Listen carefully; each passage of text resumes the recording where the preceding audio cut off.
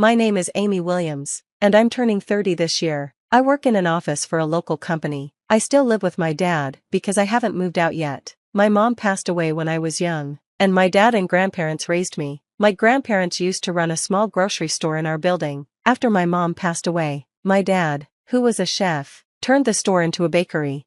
Even as a child, I understood why my dad opened his own business. He wanted to be there for me when I went to school and when I came home. The bread he made was simple, but really good, and his bakery became popular in the community. The regular customers always asked me how school was going whenever they saw me in the shop.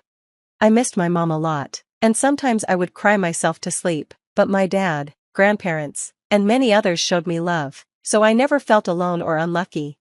When it was time for me to get married, my fiancé was Ken Wolf. We worked at the same office, and he was part of the company sports team. Ken was always hungry, so I often brought him my dad's bread. He loved it so much that he wanted to meet the baker, so he visited our house, and he and my dad quickly became friends.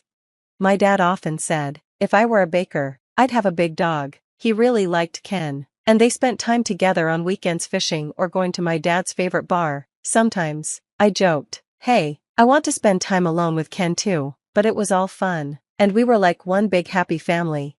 I was really happy when Ken proposed, but there was one issue. The wedding was still 6 months away, and I was planning to move into Ken's apartment after we married. He was often busy on weekends with practice and tournaments, so I spent that time cleaning his apartment and getting it ready for us. I also cooked meals for him while I waited for our new life to start.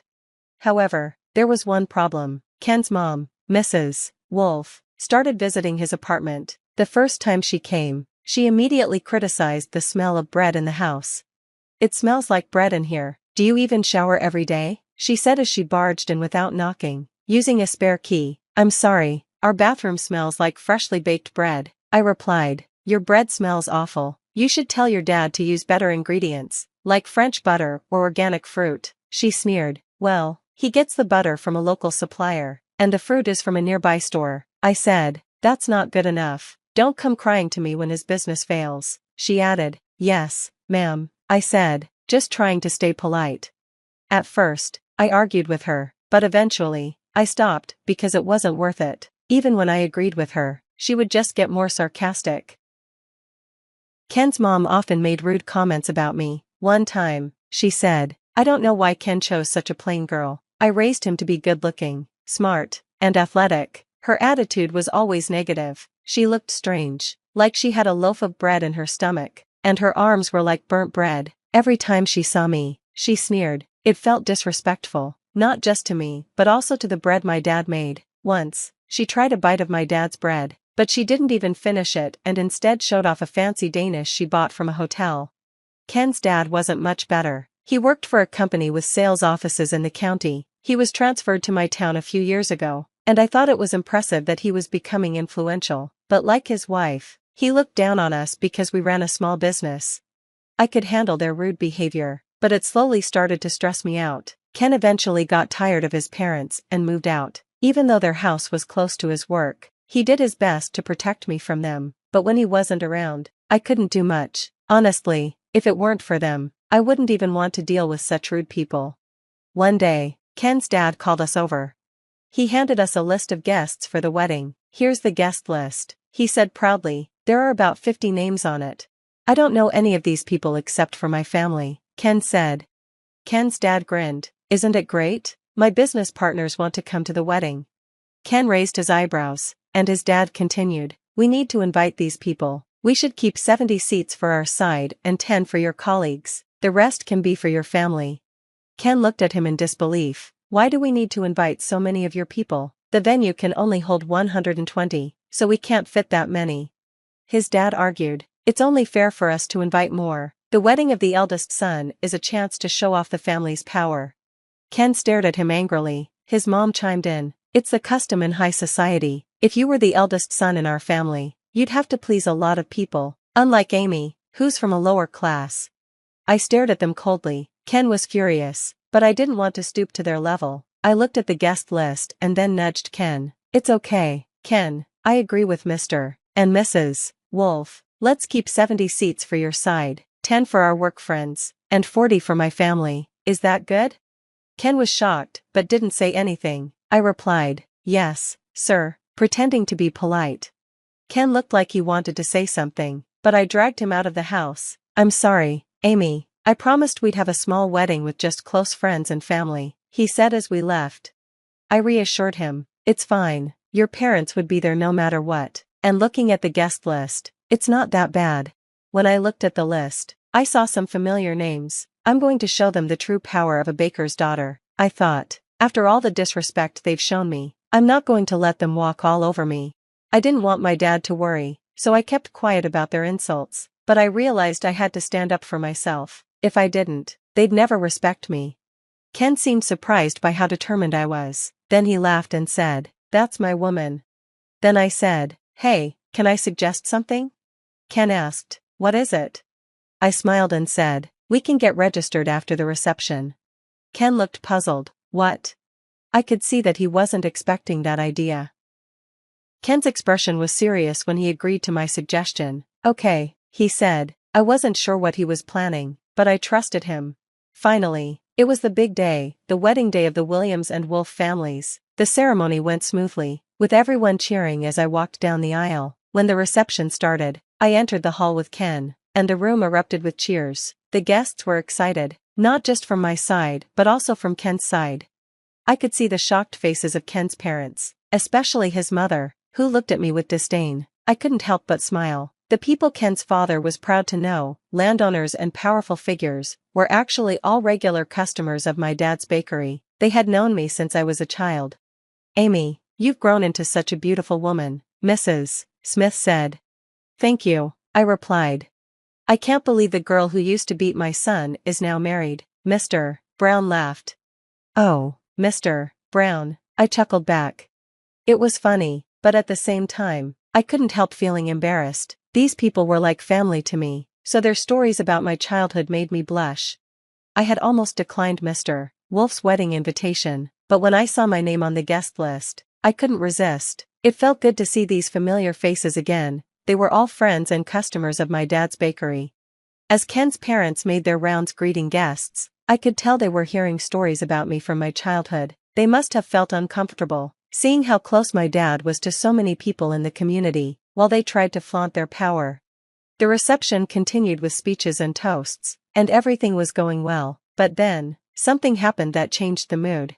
It was Ken's father's turn to speak, but his mother grabbed the microphone from him and started talking loudly. She bragged about Ken's achievements, but then she suddenly attacked me.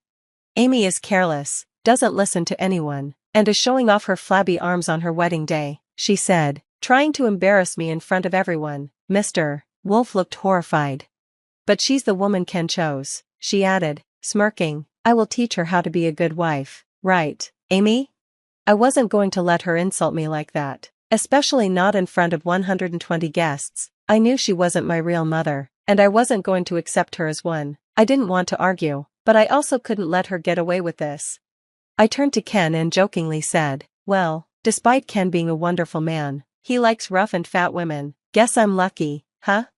Ken, clearly upset, forced a smile and said, "Amy is the most beautiful woman in the world. It's too bad my mom can't see that."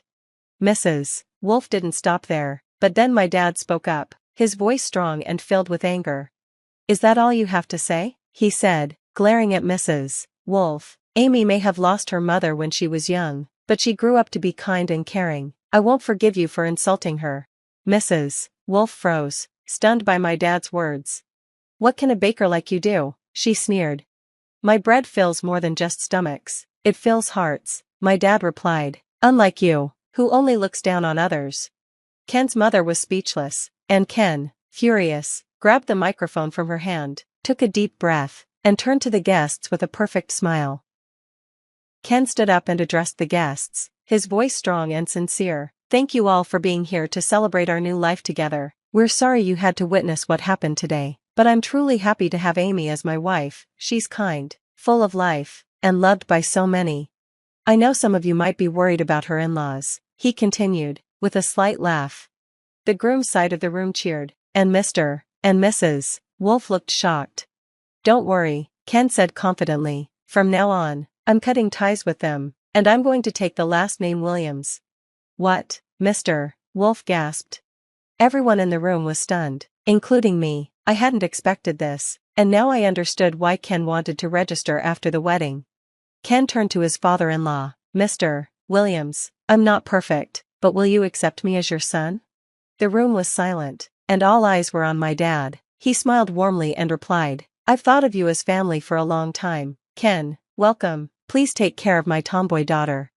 They shared a heartfelt hug. Congratulations, someone shouted from the groom's side, and everyone cheered. Tears welled up in my eyes. This moment felt like the happiest day of my life. I even wondered if my mom was watching over me.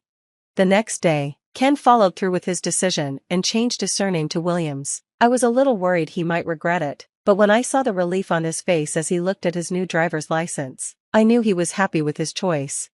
Ken had talked with my dad before making this decision. He shared everything about his parents and how he felt, and my dad was so moved by his sincerity that he became even more fond of him. The bond between them grew stronger, and I couldn't help but feel happy and a little jealous at the same time. Ken was the best partner I could ever ask for. As for Ken's parents, they were furious. They said they would cut all ties with him if he changed his name, but since Ken didn't hesitate, they started to panic. They also turned many of the guests against us with their insults, and their business suffered as a result. Ken's father was demoted at work after a phone call from the head office, and he was humiliated by his younger colleagues. Mrs. Wolf, devastated by the loss of her son and her husband's fall from grace, found herself isolated. Even her relatives, whom she invited to the wedding, avoided her. Her social circle disappeared, and her world fell apart. Meanwhile, Ken's younger sister had already distanced herself from their parents, choosing to stay with her boyfriend instead. 5 years later, things were much better. Did the roles turn out okay, Dad? Ken asked as he worked in the kitchen with my father. Of course, now help me with this one, my dad replied. Ken had started baking with my dad on weekends, and he loved it. He still worked in his office job but dreamed of becoming a baker someday. As for me, I quit my job when I got pregnant. I now sell my dad's bread online while taking care of our 2 kids. Ken built the website to make sure the bread didn't go to waste, and we've had great success with frozen bread sales. Our kids enjoy the delicious bread baked by both their granddad and Ken. These peaceful, happy days are everything to me. They're the most precious thing in the world.